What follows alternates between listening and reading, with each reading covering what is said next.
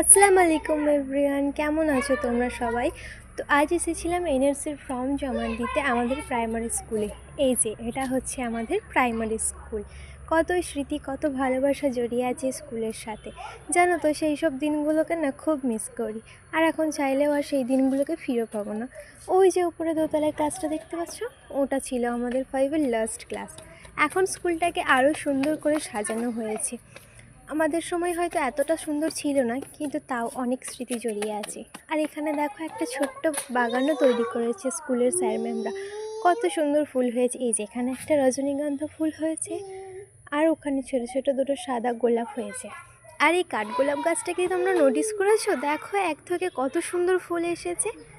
আর এখানে না অনেক ছোট ছোট বাচ্চা ঘুরিয়ে ওড়াচ্ছে। আর এই যে আমার গোল্টু সোনা, গোল্টু হাই করো, হাই। ওর এখন মন খারাপ, কারণ ওর পছন্দ হয়েছে ওই গোলাপটা, কিন্তু ওকে তুলে দেওয়া হচ্ছে না।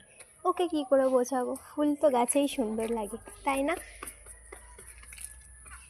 আর এখানে এই যে পুর্তলিকা গাছটা দেখতে পাচ্ছ, কত সুন্দর কমলা কালারের ফুল হয়েছে। এই যে, ইস, যদি একটা ডাল পেতাম তো আমিও বাড়িতে গিয়ে লাগাতাম। জানো তো, আমারও খুব ইচ্ছে হয় আমি একটা ছাদ বাগান তৈরি করব, কিন্তু কি, আমাকে তো আল্লাহ ছাদ দেয়নি, তাই আমি ছাদ বাগান করতেও পারি না। আর মেঝের মধ্যে যদিও কয়েকটা গাছ লাগাই, ছাগলে গরুতে এসে না সেই গাছগুলোকে খেয়ে ফেলে। কী করি বলো? তবে আমারও খুব ইচ্ছে, ভবিষ্যতে আমিও যদি কোনো দিন তোমাদের ভালোবাসায় ছাদ বাগান তৈরি করতে পারি, তাহলে সেই ভিডিওগুলো তোমাদের সঙ্গে অবশ্যই শেয়ার করব। আর এই যে এই গাছটার নাম আমি ঠিক জানি না, তবে আমি অনেকেরই ভিডিওতে ছাদ বাগানে এই গাছটাকে দেখেছি।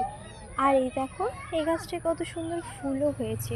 আমার তো জানাই ছিল না কি এই গাছেও ফুল হয়। তোমরা যদি এই গাছটার নাম জানো অবশ্যই কমেন্ট করে জানিও তো।